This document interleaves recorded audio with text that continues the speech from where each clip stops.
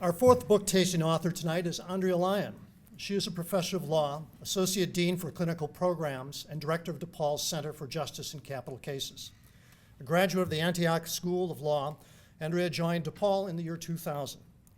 Called the Angel of Death by the Chicago Tribune, Andrea is the first woman to serve as lead attorney in a death penalty case. It sounds like I killed people. Oh, I'm sorry. I'm getting my authors confused here. 19 times, Andrea has represented a client found guilty of capital murder. 19 times, she has argued for that individual's life to be spared, and 19 times she has succeeded. In her new book, appropriately titled Angel of Death Row, Andrea chronicles some of the most compelling work that she has done as a criminal defense attorney. Full of courtroom drama, tragedy, and redemption, the book is an inside look at what drives her to defend those who seem indefensible and to win. Andrea will read a passage from her book. Please welcome Andrea Lyon.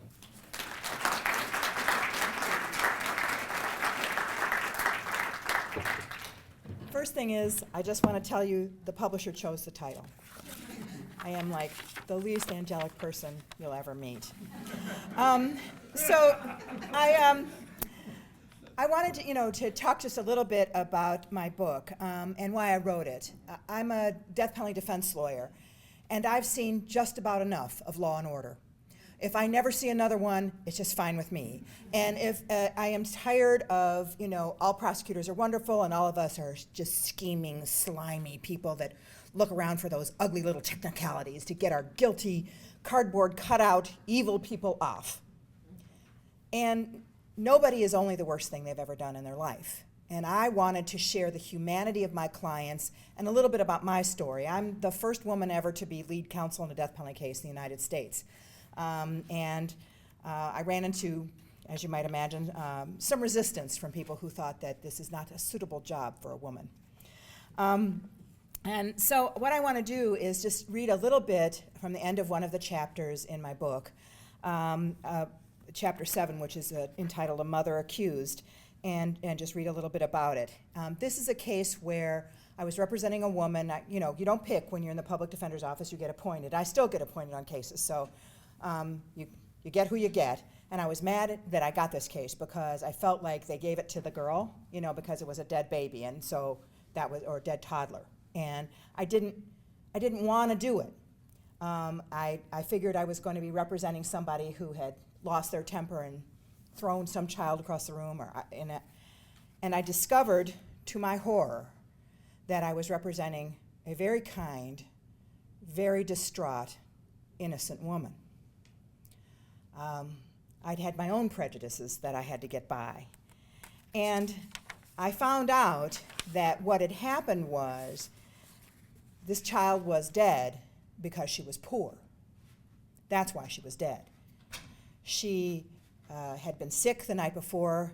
My client and her boyfriend had gone out to a movie, and they'd hired a babysitter, and they came back, and she wasn't feeling well, and the next morning she still wasn't feeling well, and they tried to get her to a doctor, but the clinic had a waiting list of 50, so they told her to go to an emergency room, and that emergency room had a motor vehicle accident after she'd been there for an hour, so they sent her to another hospital, and when she got to that hospital, the triage nurse took her information. She went and sat down with her child, and then they lost the paperwork, and she had to fill it out again.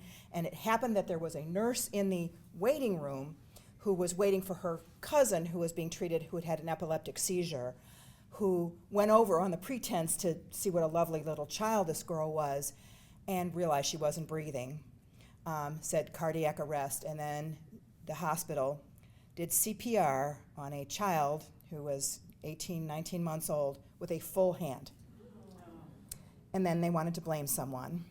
And they got my client to say she hit her because they promised she could go to her child's funeral if she did. We investigated the case, and I found the babysitter, and I found out what had happened, that she'd taken her out, which she wasn't supposed to do, and she hadn't told the parents, and she'd fallen down a flight of stairs that didn't have a banister, and she'd hit her stomach, and what had killed her was called peritonitis. There's this slimy, disgusting thing between your stomach and your intestine. It's really disgusting. And if it rips, you literally poison yourself to death, and that's what had killed her, and it had been exacerbated by the hospital putting all that pressure, and so that was the case, and I had gotten the medical examiner, who was a hero, to actually go with me to see the stairs, and he realized that I was correct. So I'm picking up at that point. "Well, sir," I said, grabbing my things. He said, "Take me to the building. I want to see it for myself." I said, "Yes, sir," grabbing my things. "Do you mind riding in a Volkswagen?" We went to Annette and Jimmy's building. Dr. Bannerman poked around, produced a tape measure from his pocket, took a few measurements, and then sat on a bottom step. He studied the autopsy photos and a copy of his findings, which he'd brought with him. I told him how long it had taken Annette and Jimmy to find a place to treat Shania, about the wait in the emergency room, and the nurse who had seen CPR administered incorrectly. He just kept nodding. Finally, he spoke. "Between the fall and the incorrect application of CPR, which could have exacerbated the tear, the injuries are explained."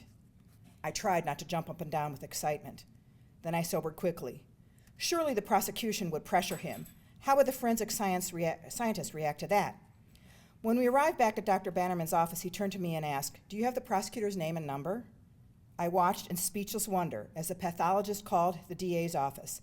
I listened as he told the prosecutor that if he were called to testify in this case, and the defense asked him if the child's fall, coupled with a CPR mistake, could have caused her death, his answer would be yes.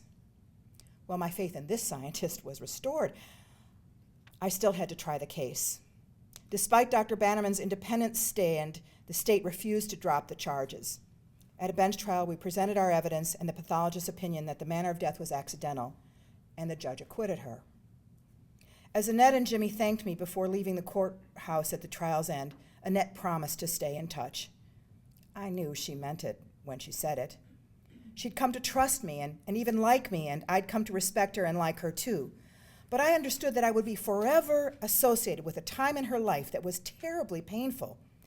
So I told her I looked forward to that, yet I never expected to hear a word.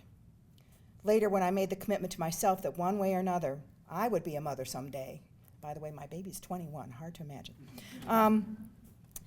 I thought fleetingly of Annette. If she had still been my client, I would have told her. More than a year later, I got a page at the office that had visitors at the front desk. My friend Peggy was the only desk worker who ever said who the visitors were. The rest of the time, I had to trust that if there was an angry client or an unsatisfied relative or a victim's aggrieved loved one, that the metal detectors in the building entrance would protect me from the worst. As I approached the lobby area, I recognized Annette from the back. Then she turned, and I saw that she was holding a baby in her arms. She had come to introduce me to her new daughter. She and Jimmy had married, and she was working as a receptionist. They had named their little girl Andrea.